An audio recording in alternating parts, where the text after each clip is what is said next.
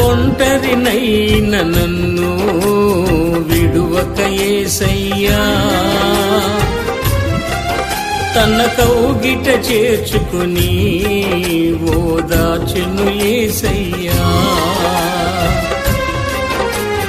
ఒంటరినైన నన్ను విడువక యేసయ్యా, తన కౌగిట చేర్చుకుని ఓదార్చెను యేసయ్యా. యేసయ్యే సత్యమని చివరికి తెలిసినది, ఆయనే నిత్యమని నా సాక్ష్యము తెలిపినది.